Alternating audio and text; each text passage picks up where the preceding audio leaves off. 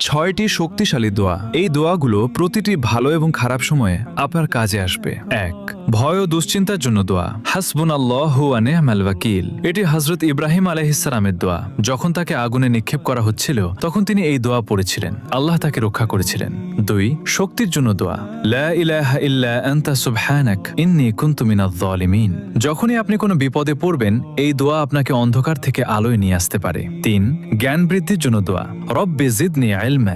৪. যে কোনো কিছু পাওয়ার দোয়া। রব্বি ইন্নী লিমা আনজালতা ইলাইয়া মিন খায়রিন ফাকির। এটি হযরত মুসা আলাইহিস সালামের দোয়া। যখন তিনি একা ও বিপদে ছিলেন তখন এই দোয়া করেছিলেন। আল্লাহ তার জন্য পথ খুলে দিয়েছিলেন। ৫. বরকত ও রিজিকের জন্য দোয়া। আল্লাহুম্মা বারিক লানা। ৬. মনের কষ্ট দূরের দোয়া। আল্লাহুম্মা ইন্নী আউযু বিকা মিনাল হাম্মি ওয়াল হাযান। এটি হযরত মুহাম্মদ সাল্লাল্লাহু আলাইহি ওয়াসাল্লামের দোয়া। তিনি কঠিন সময়ে এই দোয়া পড়তেন। এটি মনে প্রশান্তি এনে দেয়। সবাই কমেন্টে আলহামদুলিল্লাহ